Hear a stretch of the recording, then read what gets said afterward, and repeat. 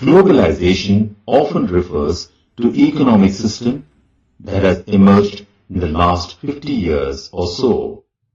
However, global interconnection in the form of travelers, traders, priests and pilgrims existed since ancient times, and exchange of goods, money, values, skills, ideas, inventions and even gems took place. As early as 3000 BCE, coastal trade linked Indus Valley civilizations with present-day West Asia. For more than a millennia, cowries from the Maldives found their way to China and East Africa. In the pre-modern times, silk routes was trade and cultural between different parts of the world.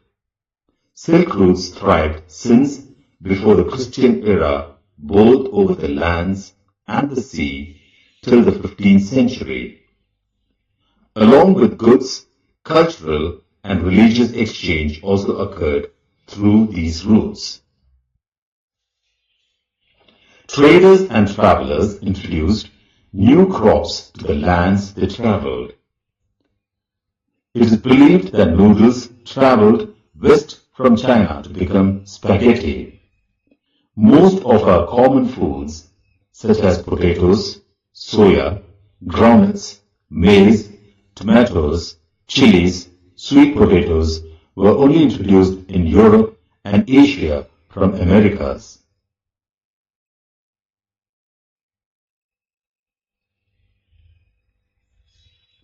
The pre-modern world shrank greatly in the 16th century after European sailors found a sea route to Asia and also successfully crossed the Western Ocean to America. The Portuguese and Spanish conquest and colonization of America was aided by superior firepower and germ warfare, deliberate spreading of smallpox.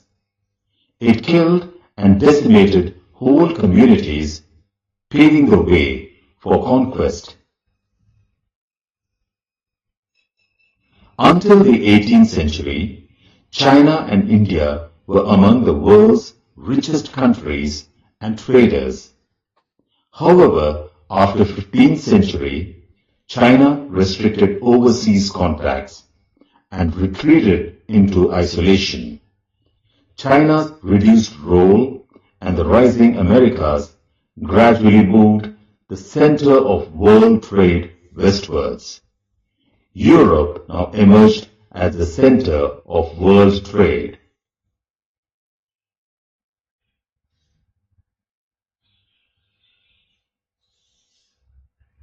A world economy takes shape. In the 19th century, there were three types of movement or flows within international economic exchanges. All three flows were closely interwoven and affected people's lives. The first is the flow of trade in goods, example, cloth or wheat. The second is the flow of labor, the migration of people in search of employment. The third is the movement of capital for short-term or long-term investments over long distances. Movements that affected international economic exchanges. In the 19th century, Britain's expanding population and economy had pushed up food grain prices. Corn laws restricted the import of corn. However, government was forced to abolish corn laws, and thus food could be imported into Britain. British agriculture was unable to compete with cheap food imports. Land was now left uncultivated, and unemployed people flocked to the cities or migrated overseas.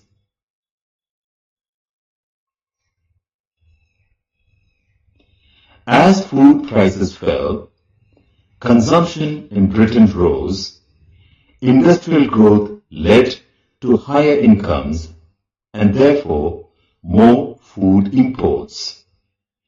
Around the world, food production expanded to meet the British demand.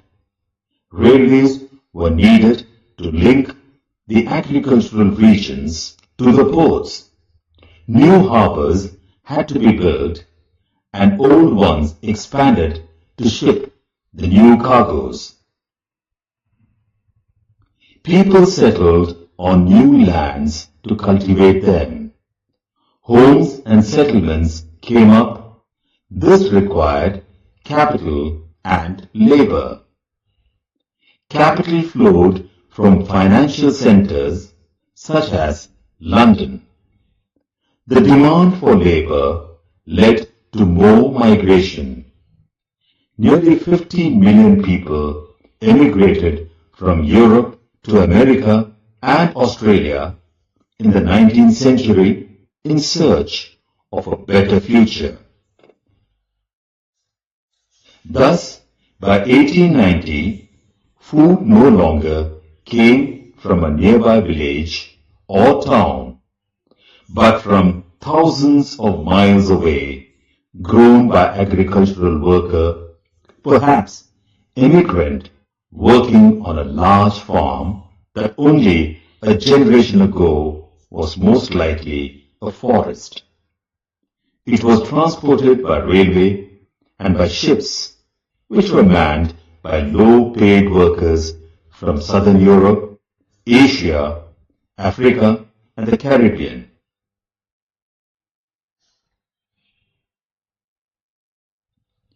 In West Punjab, the British Indian government built a network of irrigation canals to transform semi-desert wastes into fertile agricultural lands that could grow wheat and cotton for export called canal colonies. Peasants from other parts of Punjab manned these colonies. A similar story happened for cotton and rubber cultivation to feed British factories. Regional specialization in the production of commodities developed. Nearly 60% of this trade comprised primary products, that is, agricultural products such as wheat and cotton, and minerals such as coal. Role of technology. The railways, steamships, the telegraph, and other inventions transformed 19th century world. Colonization stimulated new investments and improvements in transport to help move food more cheaply and quickly to the markets. To a diet of bread and potatoes, many could now add meat, butter, and eggs. Better living conditions promoted social peace within the country and support for imperialism abroad.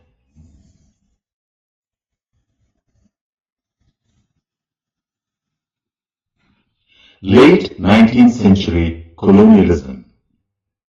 Trade flourished and markets expanded in the late 19th century.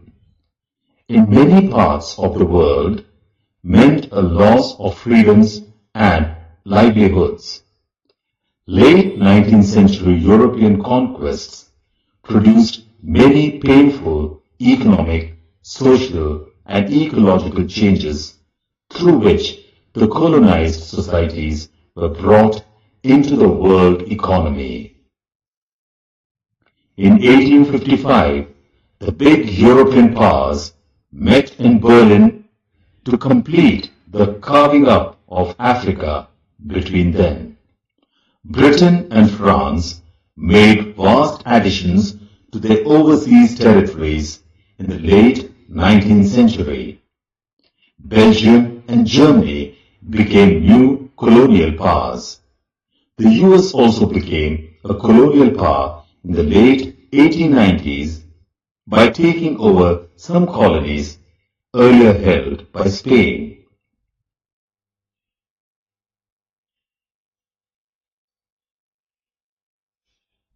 Rinderpest, or the cattle plague.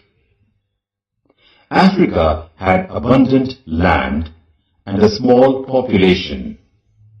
Land and livestock sustained African livelihoods, and people rarely worked for a wage. In the late 19th century, Europeans came to Africa to establish plantations and mines to produce crops and minerals for export to Europe. But there was a shortage of labor willing to work for wages.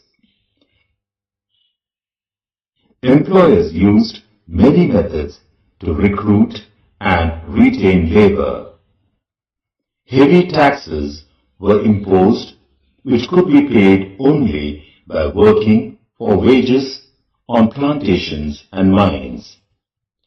Inheritance laws were changed so that only one member of a family could inherit land, and others were displaced and pushed into the labor market. Movement of mine workers were restricted. Rinderpest, devastating cattle disease, was carried by infected cattle imported from British Asia in Africa in the late 1880s. Rinderpest killed 90% of the cattle. The loss of cattle destroyed African livelihoods, and people were forced into the labor market. A disease affecting cattle reshaped the lives and fortunes of thousands of people and the relations with the rest of the world.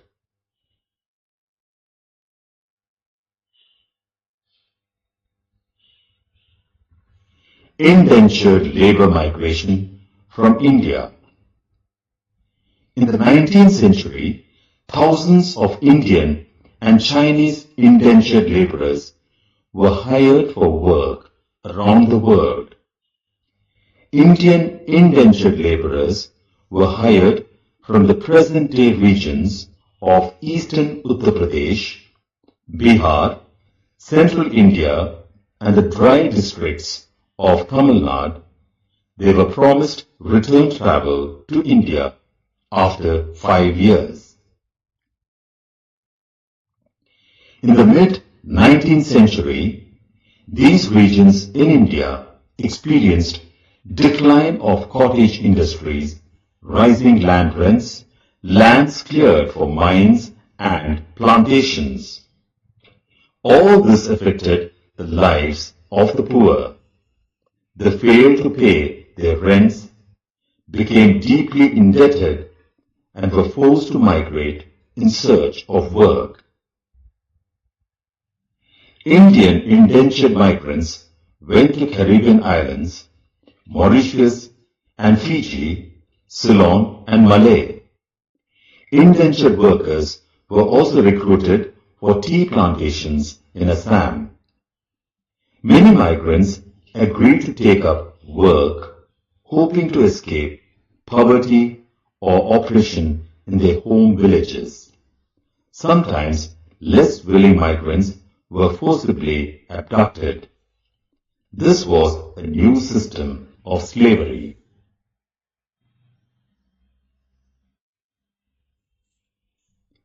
On arrival at the plantations, laborers found conditions to be different from what they had imagined.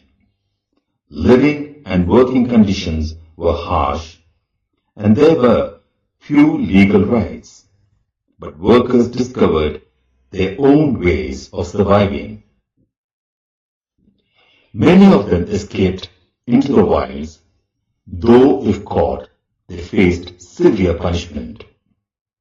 Others developed new forms of individual and collective self-expression. Cultural fusion of different cultural forms made a global world.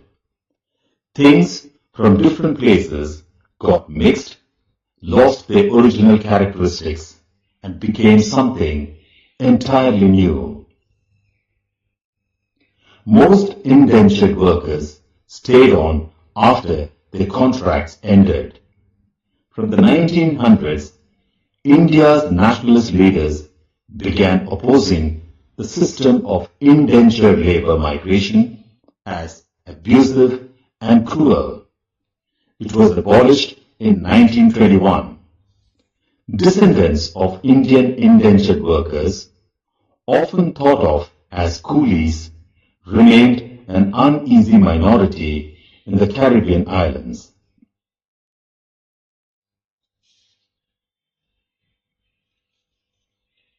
Indian entrepreneurs abroad. Indian bankers, Shikaripuri Shroffs and Natukottai Chettiars financed agricultural product export in Central and Southeast Asia.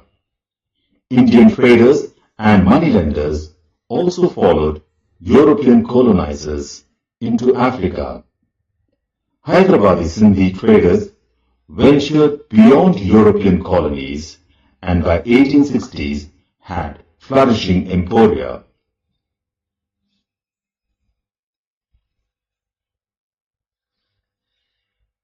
Indian trade, colonialism and the global system. British government imposed tariff barriers for protecting local cotton textile industries.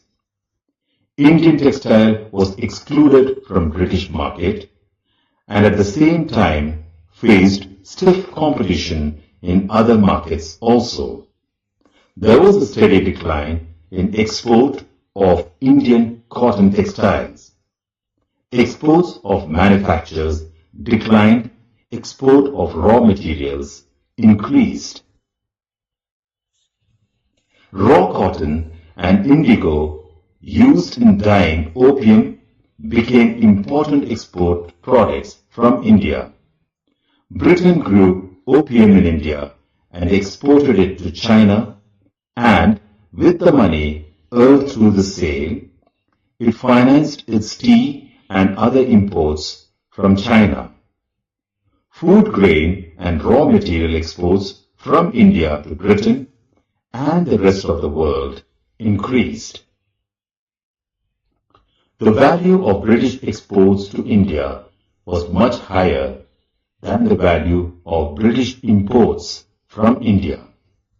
Thus, Britain had a trade surplus with India. Britain used this surplus to balance its trade deficits with other countries, that is, with countries from which Britain was importing more than it was selling to. This is how a multilateral settlement system works.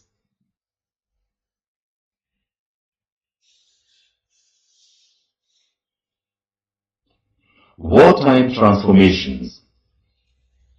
The First World War, 1914 to 1918, plunged the first half of the 20th century into a crisis that took over 3 decades to overcome. During this period, the world experienced widespread economic and political instability and another catastrophic war. The First World War was fought between the Allies, Britain, France, and Russia, later joined by the US, and Central Powers, Germany, Austria, Hungary, and Ottoman Turkey.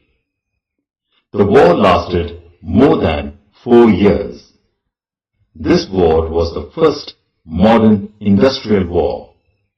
The scale of death and destruction was unthinkable before the industrial age with the use of industrial arms. Most of the killed and maimed were men of working age. This reduced the able-bodied workforce in Europe. With fewer family members, household incomes declined after the war. During the war, industries and entire society was reorganized for war as men went to battle, women stepped men's shoe. Britain borrowed large sums of money from US banks as well as the US public for the war. Thus, the war transformed the US from being an international debtor to an international creditor. At the end of the war, US and its citizens owned more overseas assets than foreign governments and citizens owned in the US.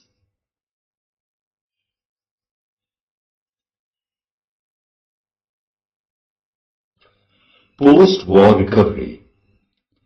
In the pre-war period, Britain was the world's leading economy. While Britain was preoccupied with war, industries had developed in India and Japan. After the war, Britain found it difficult to recapture its earlier position of dominance in the Indian market and to compete with Japan internationally. Britain had borrowed liberally from the US to finance war expenditures. At the end of the war, Britain had huge external debts.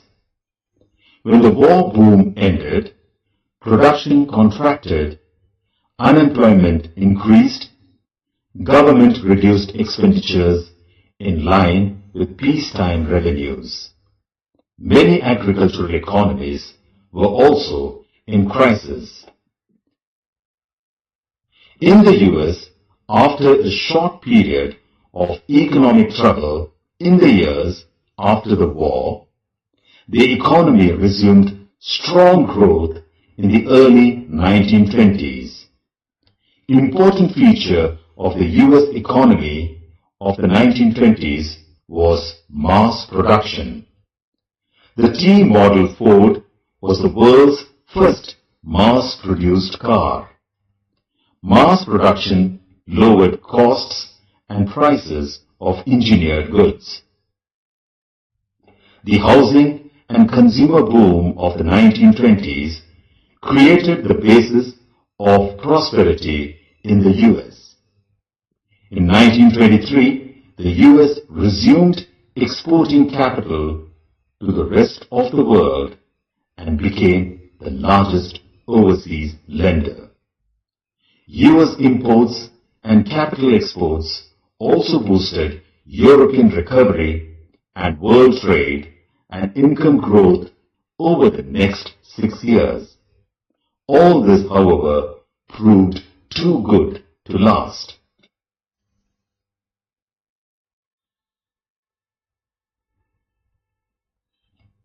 The Great Depression. The Great Depression began around 1929 and lasted till the mid-1930s. During this period, most parts of the world experienced catastrophic declines in production, employment, incomes, and trade. Agricultural regions and communities were the worst affected. The depression was caused by a combination of several factors. Agricultural overproduction caused prices to slump. Farm produce rotted for a lack of buyers. In the mid-1920s, many countries financed their investments through loans from the US. US overseas lenders panicked at the first sign of trouble and withdrew loans. This led to collapse of banks and currencies. US attempt to protect its economy in the Depression by doubling import duties also dealt another severe blow to world trade. With the fall in prices and the prospect of a depression, US banks called back loans. Faced with falling incomes, many households in the US could not repay what they had borrowed. US banking system itself collapsed. By 1935, a modest economic recovery was underway in most industrial countries.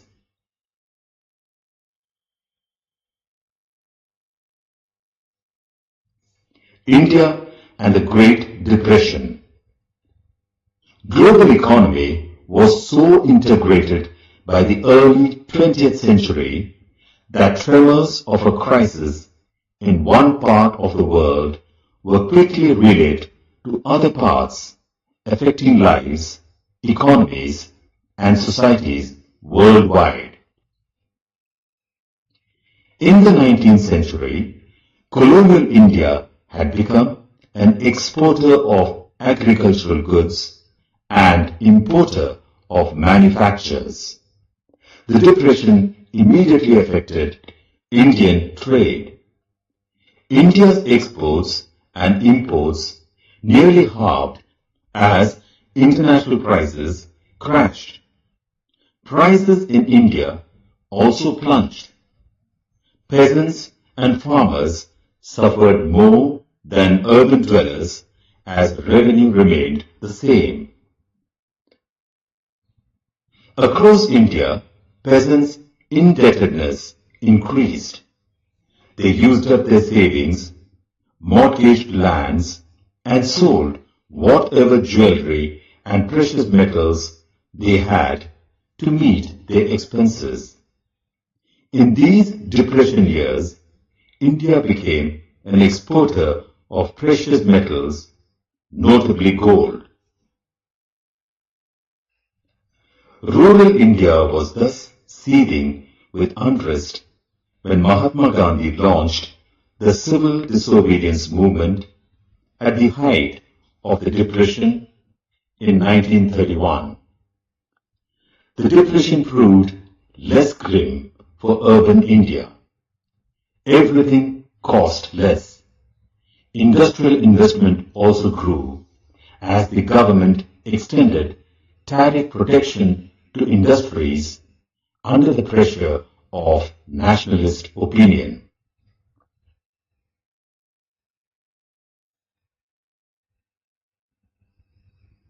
Rebuilding a world economy. The post-war era. The Second World War broke out 2 decades after the end of the First World War. It was fought between the Axis powers and the Allies. It lasted for 6 years. War was fought on many fronts, in many places, over land, on sea, in the air. The war caused huge economic devastation and social disruption. 2 crucial influences shaped post-war reconstruction. The first was the US emergence as the dominant economic, political, and military power in the Western world. The second was the dominance of the Soviet Union, which had transformed itself into a world power during the Great Depression.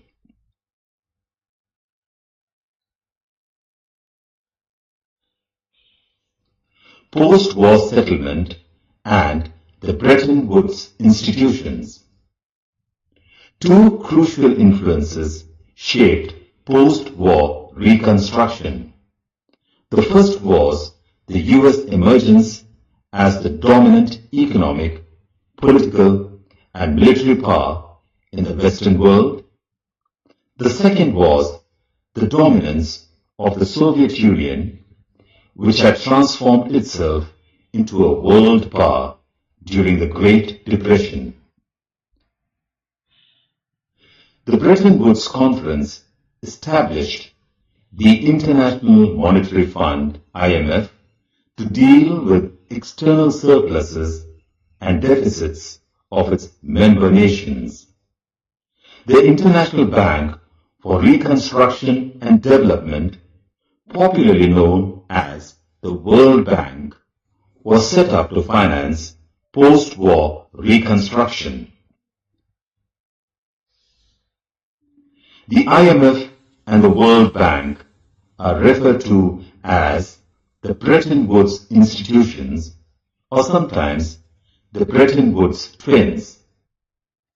The post-war international economic system is also often described as the Bretton Woods system. Decision-making in these institutions is controlled by the Western industrial powers. The US has an effective right of veto over key IMF and World Bank decisions.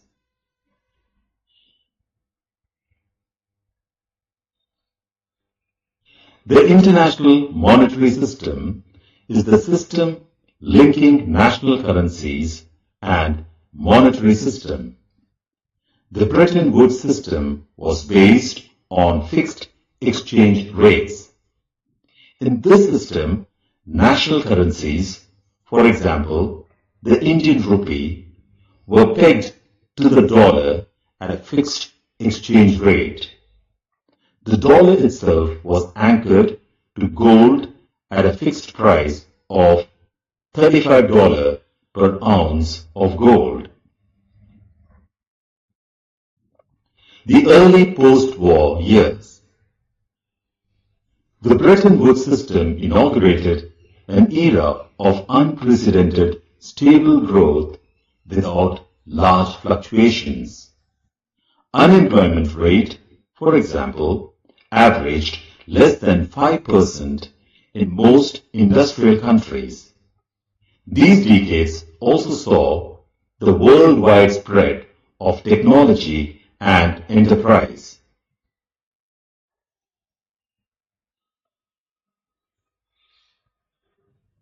Decolonization and independence. After Second World War ended, large parts of European colonies in Asia and Africa emerged as free, independent nations. Long periods of colonial rule had left their economies and societies were handicapped. The IMF and the world began to shift their attention more towards developing countries. Newly independent countries came under the guidance of international agencies dominated by the former colonial powers. Former colonial powers still controlled vital resources such as minerals and land in many of their former colonies. Large corporations of other powerful countries like US often managed to secure rights to exploit developing countries' natural resources very cheaply. Most developing countries organized themselves as a group, the Group of 77 or G77, to demand a new international economic order, NIEO, that would give them real control over their natural resources, more development assistance, fairer prices for raw materials, and better access for their manufactured goods in developed countries' markets.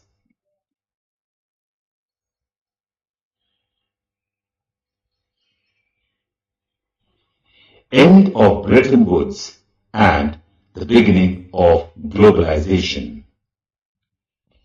From the 1960s, the rising costs of its overseas involvements weakened the US finances and competitive strength. The US dollar no longer could maintain its value in relation to gold. This eventually led to the collapse of the system of fixed exchange rates and the introduction of a system of floating exchange rates. From the mid-1970s, the international financial system also changed, so developing countries forced to borrow from Western commercial banks and private lending institutions. This led to periodic debt crises in the developing world and lower incomes and increased poverty, especially in Africa and Latin America.